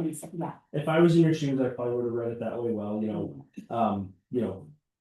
all we can do is ask, take it to your seller. Again, what we really want to try to focus on here, these big ticket items, the furnace, the AC are well past their life expectancy. We don't know if they're gonna last another year or so. So those are some really big ticket items that are a big concern to us. Same with the water heater. The fireplace was not functional. I don't know if that's something as easy as turning gas on. But if they can get that thing functional, and really focus on kind of these larger items, we can see what we can do. There's also some safety items that, I could see some pushback from the seller, but again, loose handrails on a deck could create an issue down the road. Kind of missing handrail, that's kind of a safety thing. So that's kind of what we're focusing on. I do realize there's some things in there that wouldn't apply to health and safety, but the electrical stuff, I feel like that's something maybe probably another buyer would ask for. And again, the major components with the furnace and AC. So that's why those items are in there. Yeah, I mean, I get that with insurance, to health, safety, habitability. Anything. So, I do get that, and you're right, another buyer would ask for some of this stuff, but certainly I don't think they ask for items. But, we'll see, so. Yeah. I'll get back to you and let you know if she's willing to, have you draft a resolution, okay? Perfect. Yeah. Awesome, all right, All right. Thank you. thanks, yeah. So I have a question, Diane, during that call, do you ever ask about, does she really want all of this repaired? Does she want money? Does she want a combination? Do you ever ask that in this conversation to understand where you're playing? Before, if the buyer wants that. Yeah, like he sent you a list of Right. rubbish. Things to repair. Yeah, Right. so, I typically don't because, I don't know if you know, but I won this award for the person who has the most vendors here. So I won a lot of vendors that I can actually use, that can do everything a lot cheaper than some random quote that a buyer's probably gonna get, right? So that's how I handle it, but if you don't have vendors at your disposal or whatever that you think that you could help your seller with, then yes, go ahead and ask, would they be willing to take a credit in lieu of repairs? Also, if your seller has moved already and it's just too difficult for them to deal with and you're not in position to basically manage all of those repairs, then again, I would ask. So I think it always depends, right, is the answer. But I think it depends on your seller situation, because that's who you have the responsibility to. Right. On this side. And as much as it pains me to submit this objection, because even I'm thinking like this is nuts. Yeah, he has a fiduciary. We signed an Right. agreement. I as a fiduciary to you. So it's just Yeah. like, all right, let's send it off and see what they say. Yeah. Now, Jordan kind of threw you a softball. In Yeah. that he said, well, I wanna focus on the big tickets, I wanna focus on the health and safety. He continued to reinforce the HVAC, the water heater, Right. fireplace, the electrical. Yeah. Had he not thrown that ball, would you have asked Yes. can you role play that out if Yeah. he didn't throw it? Yeah, sure. So Jordan, I'm seeing obviously like 14, 15 items I added the window seals for you. 15 items on this, and I just, you know, I'm curious, I know your buyer's a first time home buyer, but honestly, I think we're gonna have a lot of pushback, so what's the most important item on here? for your Yeah. buyer? I mean, you know, for us, for what we looked at, it's gonna be, you know, these bigger ticket items, ones that's gonna cost, you know, thousands of dollars potentially down the road. With what came up on the inspection, the inspector found with just the general age of the furnace, AC, we're not asking for them to be replaced if they can be certified. We would be okay with that with a 5-year cert, but if not, that she would like to see those be replaced. Same with the water heater and those items as well. Okay, I appreciate that. Yeah. So yeah, so the phone call, right, is to make sure that the agent isn't hallucinating on the other side and thinks that this is a really legitimate objection. And if they are, you're in for a bigger fight, right? You Because are. you don't know who's driving the bus on this, and it better be the buyer, because at least you have that agent talking sense to them. If they're not, if the agent's like, whatever, blah, blah, blah, blah, blah, then you know, like, this probably is not gonna come together really well. You have an And- agent scaring their clients, Yes, and that's where yes, it's coming from. and that's not healthy for anyone. No. That's never the role. In fact, one of the practices that I do, and you know, everybody, you guys need to find your own sort of groove, if you will, but I send over, if I get the inspection report and with this objection, I call my seller and I tell them I'm sending it over. I just want you to read it. I want you to sleep on it, and then you and I are gonna talk in the morning. Because why I wanna do that is I want them to go through the MRFers and get pissed off and get it out, not at me. Because they're gonna go through that arc of being upset, which is totally normal. But I want the person the next morning that is like a little more like, yeah, I know that furnace is old as dirt. We were gonna replace it, but we're like, nah, let's just let it ride, right?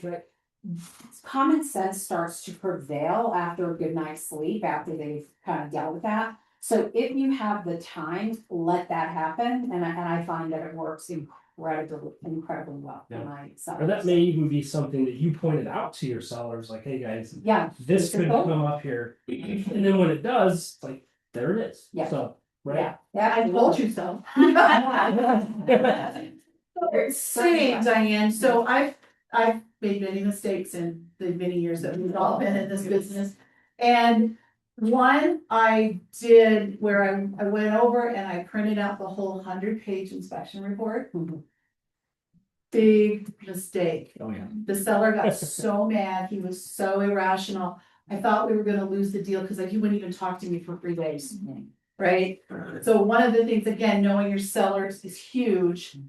I don't typically send it and let them sleep on it, regardless of how big it is, but when I have those ones that are a little bit pushing the envelope, which Margaret really did, right? Is I will call them, and my start with the seller is, look, we know everything's a negotiation. The buyers are going to have things that they're emphatic on, and then there's probably some things in here that are throwaway items. So we're gonna go through these, and we're gonna talk through each one individually, and then we'll decide which ones you wanna respond to and which ones you don't. But I kind of censor it with there's buyers out there that are pushing the envelope, and let's not get upset, let's just, this is what they're asking for, but it doesn't mean that we have to say yes to all of it or any of it.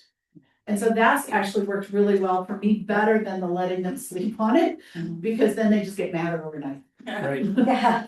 So know your client. Yeah, absolutely.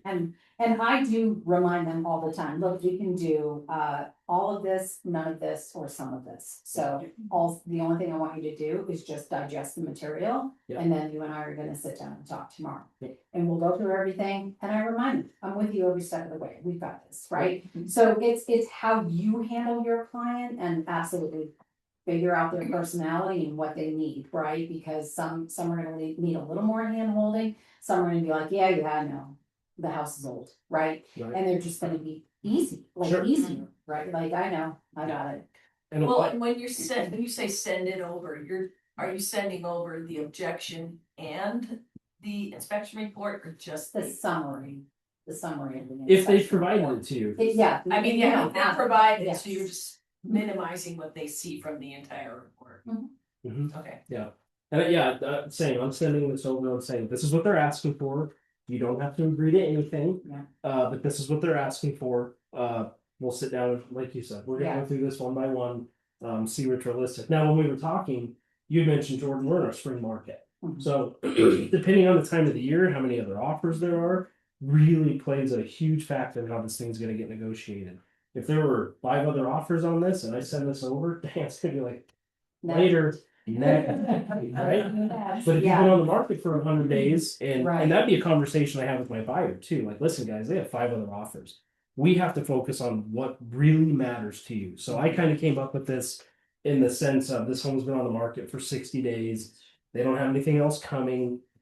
If the scenario was, hey, I have 12 showings tomorrow, I have 4 in hand, I have a backup offer. This is done completely different, right? Yeah. This is like, Margaret, we gotta be real serious about life right now. Otherwise, they're gonna move on to somebody else. So Yeah. And in reality, we talked about earlier, like they can't terminate due to what you're asking, but they can terminate because they can just not come up with a resolution, and if they don't come up with a resolution and date. Yeah, they can a just deadline, then it terminates. they could say withdraw this, or but there's no resolution coming. Yeah. Alright, what other questions we got? Alright, we got 20 minutes. Okay, Diane, I'm your seller. Alright, be quick, we'll be quick. Always be quick. No, you're good. Alright, I'll sit anywhere. okay. I don't care. Okay, perfect. Hey, hi, Hi. so you've seen the inspection objection. And just.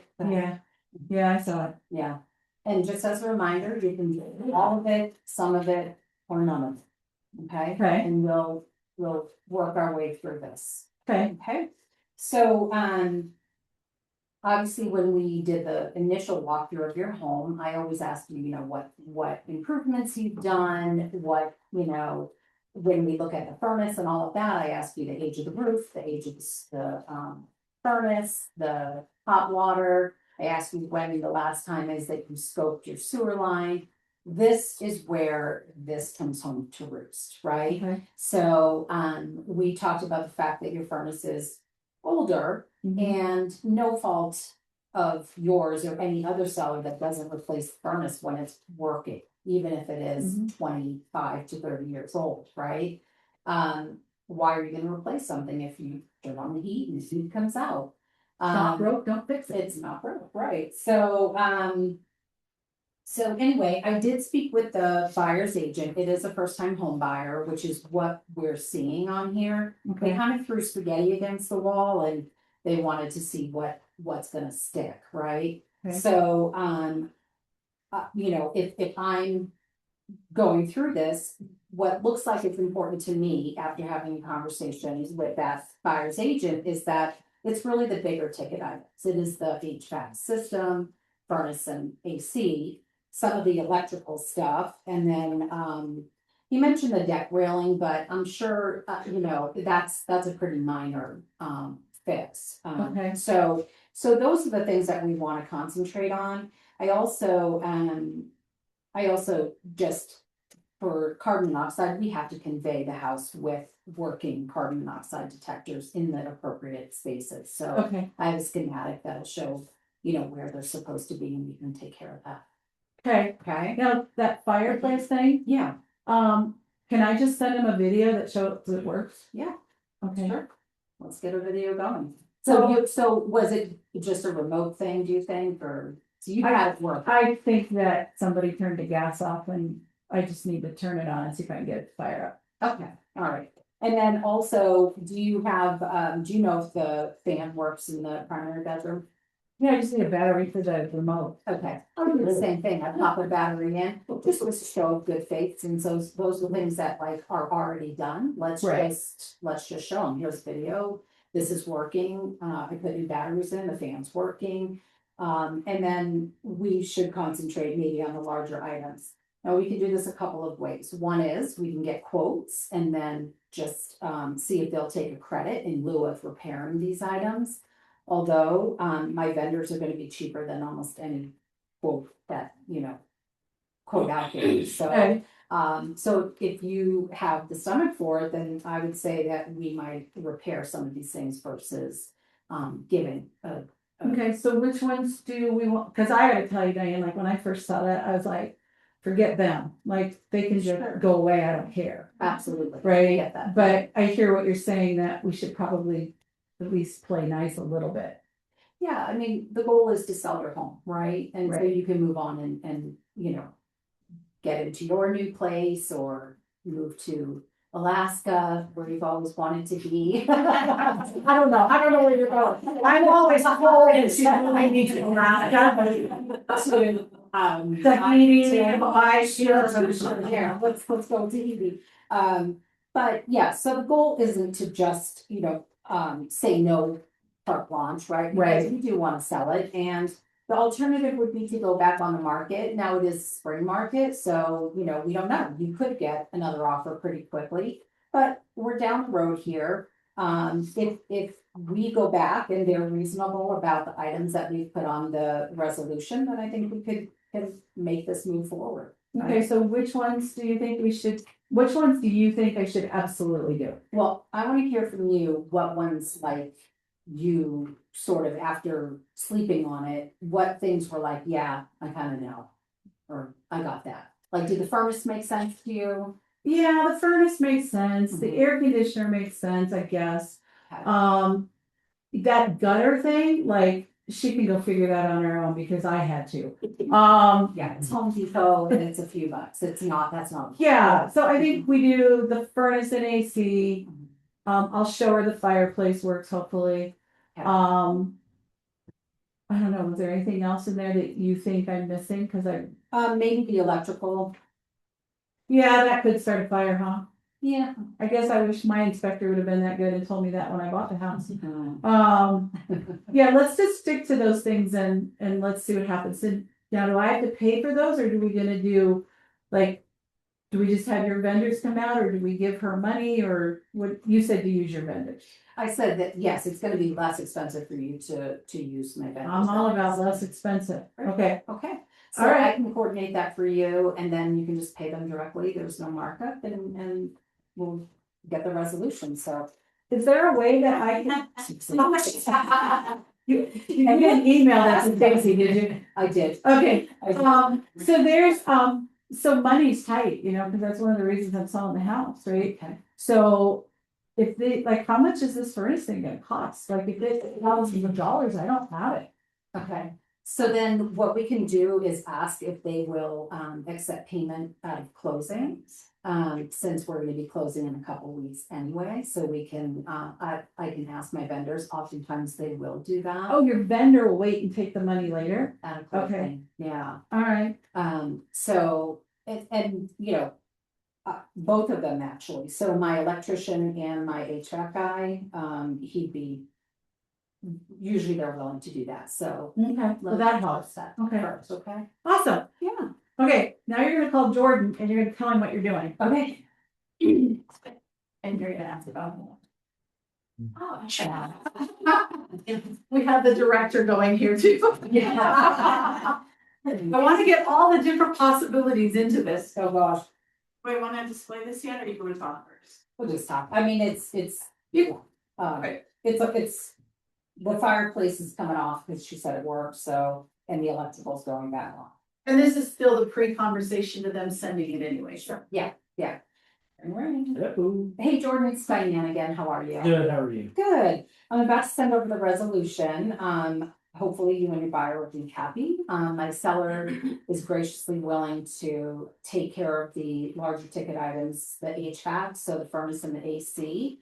They're gonna ask for, asked to have it certified that it's in good working condition and that it can last for 5 years, although no one ever does that. And if not, then no one ever does that. You guys need to know that they certify that it's working right now. Yeah. There's no such thing as, future. I No. don't care what anyone says. And if not, then then the seller's willing to have them replaced. They are willing to have those They are. replaced if they can't be certain. Okay, Yeah. good. And the other thing is that, she's gonna take care of the electrical Okay, issues as well. okay. Okay, so the fireplace, it works, just so you know, and the fan, and I've got video to show you. The fan was just, it's a battery, Perfect, so, yeah. yeah, she's gonna bequeath brand new batteries to you guys too. So, so I'll send this over. Well, okay, we'll take a look at it. Where did your seller land on the water heater? It's a no, That's a no? that's a no. Okay. I mean, these are really big ticket items. Sure. She had given you a concession up front as well. Obviously, it's not a new home, so. Sure, yep. I'd take absolutely. the win. Okay.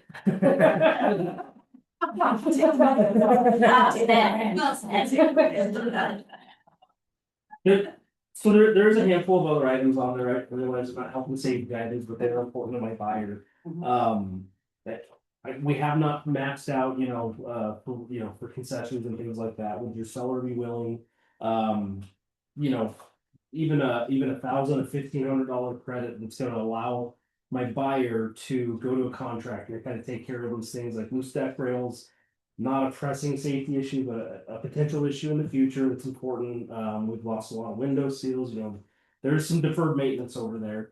And I can certainly appreciate your guys' situation, wanting to net as much as possible, but these items are important to my buyer. So is there any chance that we could look at some sort of a credit for a buyer to go back and address some of these issues?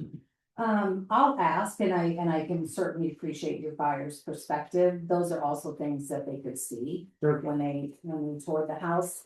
But I'll ask, I just, funds are tight, so I don't know that that's. Sure. Yeah, if you want to take that back to your seller, we would at least appreciate that. Yeah, of course. All right, Okay, well, keep an eye out for it. okay, sounds good.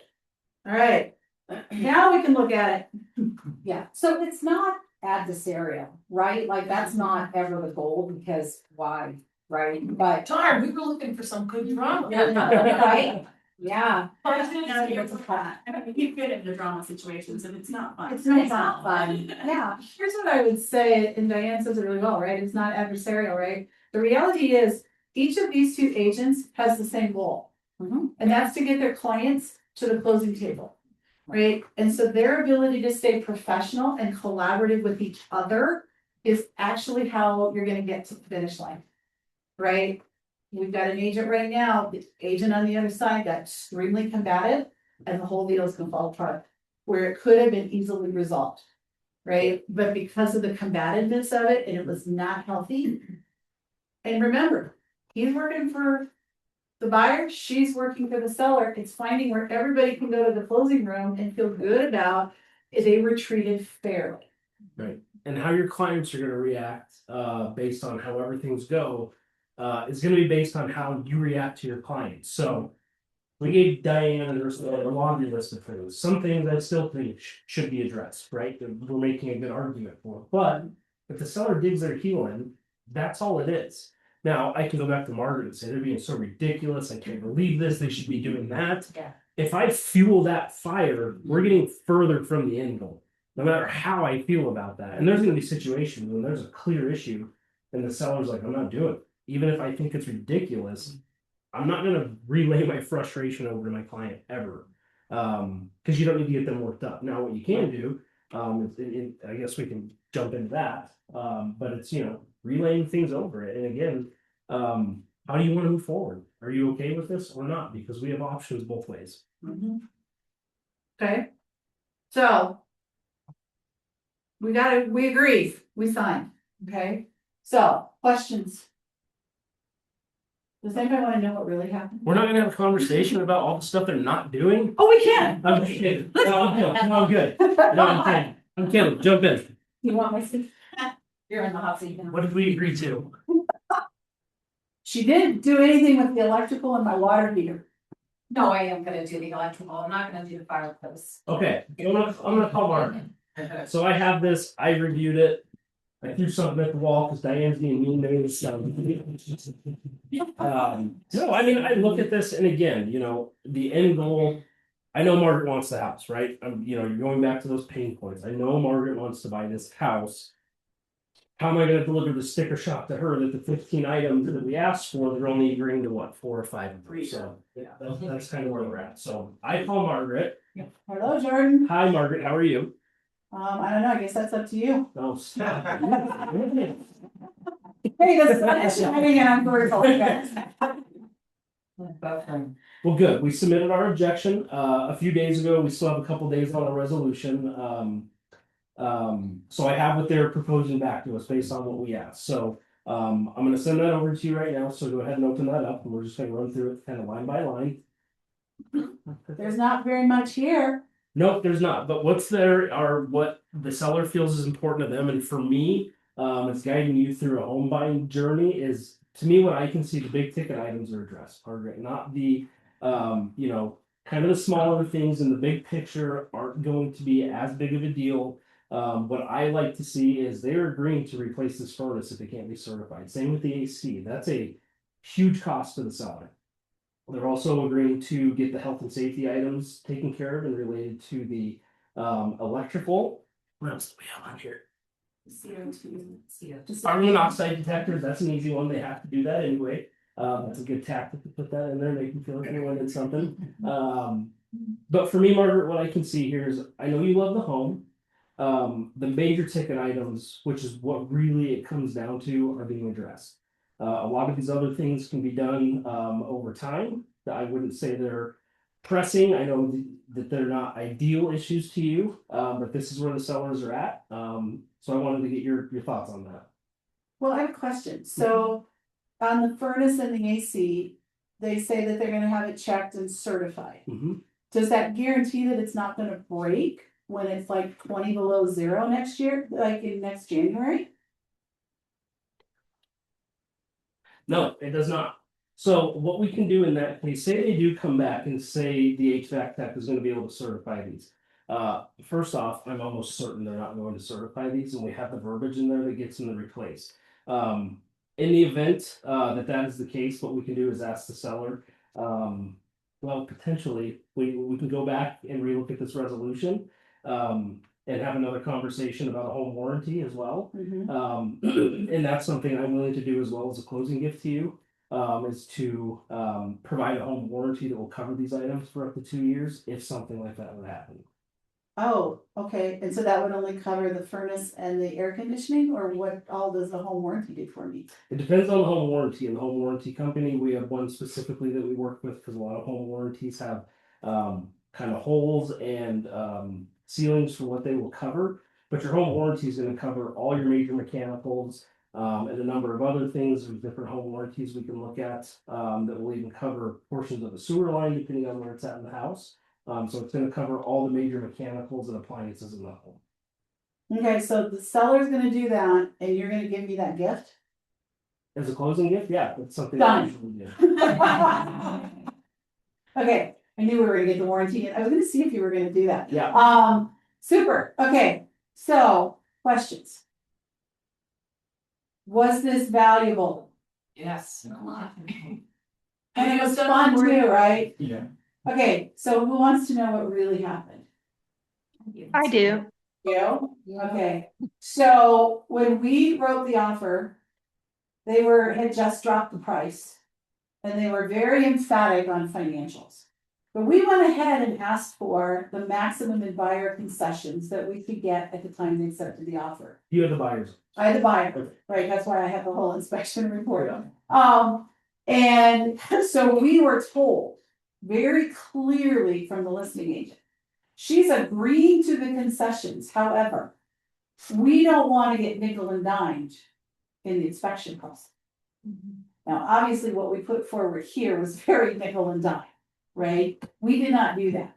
We went in and we asked, my buyers have friends who are general contractors. So a lot of the things, they were like, Charlie can do that, Charlie can do that, oh, Ty can do that, right? And the client himself is an engineer, so a lot of it he could do. So they went and they asked for the furnace to be checked. They asked for the fireplace to be checked, and that was it. Oh, Wow. Exactly, right, but they didn't want to risk, because of the very loud, don't you dare push the envelope, because we'd already pushed And they didn't wanna risk getting a flat no on the two things that were the most important to them. Because they could have, right? Had Diane, during the acceptance process, Diane set that expectation for him about don't be stupid in the inspection objection process.